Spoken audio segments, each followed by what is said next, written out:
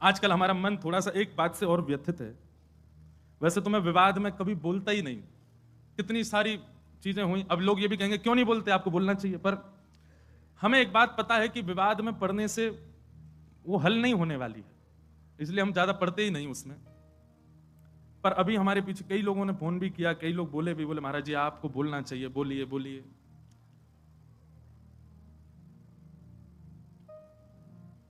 अभी कुछ जो हमारे आजकल के लोग हैं ना, कुछ वेस्टर्न कल्चर को फॉलो करने वाले, अब वो वृंदावन की तरफ रुझान तो रखते हैं, पर रुझान किस लिए रखते हैं, उसमें भी व्यापारी दिखते हैं। कोई ऐसी कंपनी है जिसने अपने वस्त्रों के बेचने के लिए हमारी ब्रज की लीलाओं का भाव रखा। एक विचार करो मन में, हरिराम व्यास जी की एक पंक्ति में लगभग हर कथा में गाता हूं, और उस पंक्ति में एक बात हरिराम व्यास जी कहते हैं, जहां श्री राधा चरण रेणु की कमला लेत बलैया। कमला यानी कि लक्ष्मी को भी किशोरी जी की स्वच्छंद बलैया लेने का अधिकार नहीं है। किशोरी जी भी जब उठ करके चली जाती हैं तो उनके अंकित चरण रज की बलैया लेती है लक्ष्मी। उन किशोरी जी को आप किस रूप में दिखा रहे हो? और ये फिल्म वाले लोग ये पहली बार नहीं, हमेशा ही करते हैं। राधा रानी के नाम पर कुछ भी बोलते हैं, ठाकुर जी के नाम पर कुछ भी कहते हैं। पाप नहीं, ये महापाप की श्रेणी में आता है। असंख्य गौ हत्या का पाप लगेगा इन सब कार्यों को करने से, असंख्य ब्रह्म हत्या का पाप लगेगा ठाकुर जी की लीलाओं को छेड़ने से। हमारे वृंदावन में कितने कितने कितने भाव से किशोरी जी की सेवा। बिहारी जी विराज रहे हैं, किशोरी जी कहां है? गादी जी के रूप में ऊपर से घूंघट करके विराज रही हैं। राधा वल्लभ जी में चूड़ामणि के रूप में विराजमान है, घूंघट करके विराज रही हैं। श्री राधा रमण जी में नाम रूप से विराजमान है, चूड़ामणि घूंघट करके विराज रही हैं। जहां किशोरी जी के दर्शन का अधिकार मुझको और आप सबको नहीं है, वहां किशोरी जी को किसी को भी किसी प्रकार के वस्त्र धारण करा करके आप स्वरूप प्रकट कर दो, ये अच्छा तो नहीं।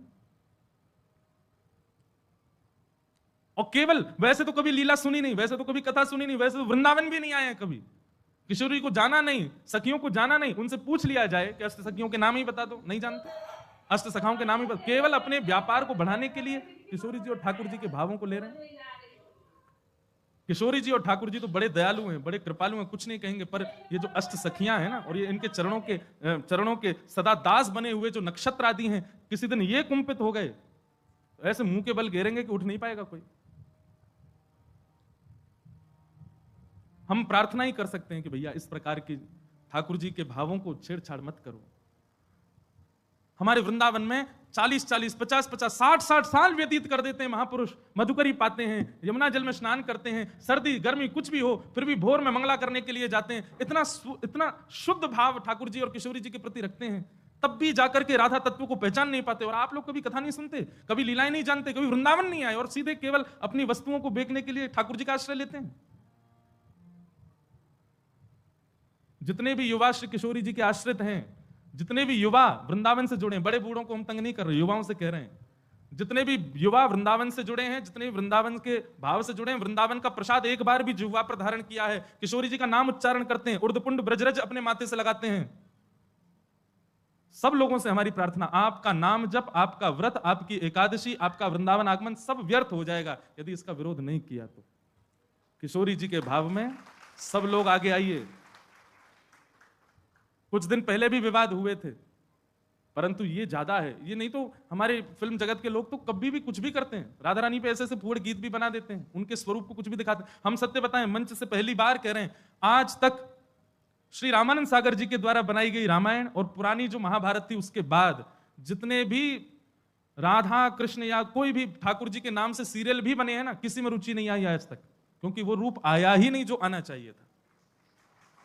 और हम एक और घोषणा करें, जैसे भक्ति पथ है ऐसे भक्ति पथ का एक और चैनल बनाया जा रहा है, क्योंकि आजकल के बच्चे जो हैं फोन एडिक्ट बहुत हो गए हैं। अधिकतर घरों में देखा गया दूध नहीं पी रहा तो उसके सामने कुछ भी चला देंगे, वो देखता रहेगा कार्टून, और फिर उसके बाद में उसको खिला देंगे, पिला देंगे, जो भी करेंगे। तो हमने एक भाव रखा, जितनी भी लीलाएं ठाकुर जी की बाल्यकाल की सुनाते हैं कथा में, उन सबको कार्टून रूप में करके फिर उनको यूट्यूब पर डाला जाए। अब क्या दिखाना है बालक को? नहीं दूध पीवे तो सूरदास जी का पद हम गा रहे हैं, उसकी व्याख्या कर रहे हैं। ठाकुर जी चोटी पकड़ के कह रहे हैं, कबहू बढ़ेगी चोटी मैया मोरी, किते बरस मोए दूध पिबत भय, ये अजहू है छोटी।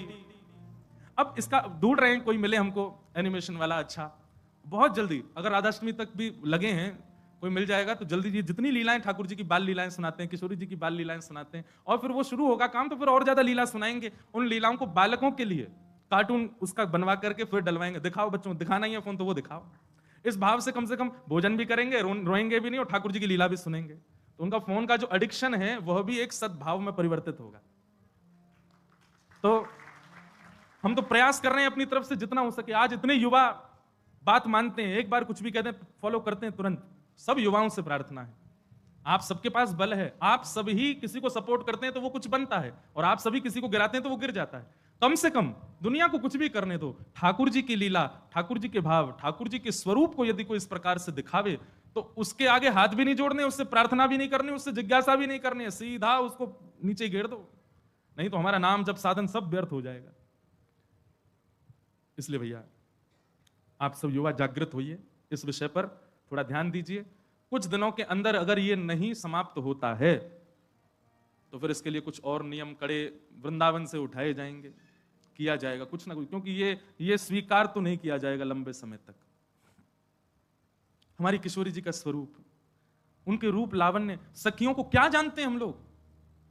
कौन है ललिता जी, कौन है विशाखा जी, कौन है ये सारी सखियां? ये सब ऋषि मुनि महर्षि ना जाने कितने वर्षों की तपस्या करते हैं, तब जाकर के इन स्वरूपों में आकर के ठाकुर जी के साथ विहार कर रहे हैं। इसीलिए भय लगता है अधिकतर ठाकुर जी की रास लीलाओं को मंच से बोलने में। क्यों? क्योंकि हम लोग इस प्रकार की छवि बना लेते हैं।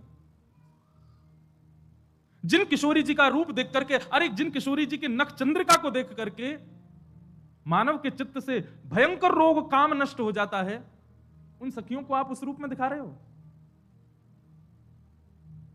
इसीलिए तो हमारे यहां की रसोपासना को बार बार आचार्यों ने कहा, इसको गोपनीय रखो, इसको गोपनीय रखो, इसको गोपनीय रखो, इसको सबके सामने मत बोलो। संसार के लोग बड़े विचित्र हैं, ये किसी भी रूप में दिखा सकते हैं, किसी भी रूप में चिंतन कर सकते हैं।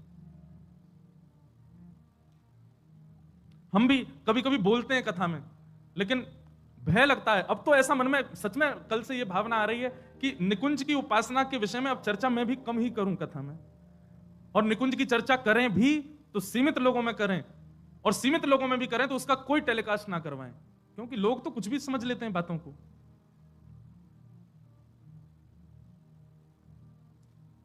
इसलिए भैया जितने भी युवा यहां सुन रहे हैं या लाइव में सुन रहे हैं या कहीं भी सुन रहे हैं, पूर्ण विरोध कीजिए। ये जो भी ब्रांड है या जो भी लोग हैं, जो भी इस प्रकार के ठाकुर जी के रूप पर, नाम रूप लीला और धाम, इन चारों पर यदि कोई भी दुष्प्रचार दुष्प्रभाव करे तो अपने माथे का तिलक मिटा दीजिएगा, अगर आप उसको ना रोक सकें तो। मधुकर शाह अकबर के यहां गए। मधुकर शाह हरिराम व्यास के शिष्य थे। मधुकर शाह जी को जब दीक्षा प्रदान की तब से तिलक उर्दपुंड धारण करते थे। कहां के? ओरछा के राजा। जब अकबर के यहां पहुंचे तो अकबर ने मन में विचार किया कि शायद मुझे दिखाने के लिए जबरदस्ती बड़ा बड़ा तिलक लगा के आते हैं। तो अकबर ने जबरदस्ती कहा, भाई कल एक सभा होगी, उसमें दुनिया भर के राजा आएंगे, अगर किसी भी राजा को सांप्रदायिक रूप में मैंने देखा तो मैं अपनी तलवार से उसका सर धर अलग कर दूंगा। तो कितने सारे वहां गए थे, कोई टीका ही लगाते थे, कोई त्रिपुंड ही लगाते थे, कोई कुछ ना कोई। राजाओं को, आप पुराने राजाओं का किसी का भी माथा सूना नहीं देखेंगे, या आजकल के मानव माथे सूने से रहते हैं। नहीं तो माथा सूना रखना भी शास्त्रों में निषेध बताया गया है। जिसका माथा सूना हो, सुन लो, उसको यदि कोई भजनानंदी व्यक्ति देख ले तो उसका भजन कम हो जाएगा। इसलिए माथा सूना, जिसका माथा सूना है उसके ऊपर तो क्या ही प्रभाव होता होगा, कुछ नहीं तो एक बिंदी रखनी चाहिए। तो प्राचीन काल के राजा सब लगाते थे, केवल मुगल राजा जो थे ये तिलक नहीं धारण करते थे। तो कह दिया कि महाराज अगर कल किसी का सांप्रदायिक तिलक या जातिवाद या फिर किसी प्रकार के धर्म का स्वरूप मैंने माथे पर देगा तो मैं सर धर से अलग करवा दूंगा। डर के मारे कई राजाओं ने अपना तिलक उतार दिया। दूसरे दिन सभा में बिल्कुल महाराज साफ माथे से आए, लेकिन मधुकर शाह और दिन से भी भारी और मोटा तिलक लगा के आए। जैसे ही आए तो राजा ने भी स्पष्ट मधुकर शाह को नहीं कहा, बोले मुझे कुछ लोग दिख रहे हैं तिलक धारण करके आए हैं, मैं तलवार निकाल करके उनका सर धर से अलग कर दूंगा, उससे पहले समय दे रहा हूं, जाकर के जल से अपना माथा धो के आओ।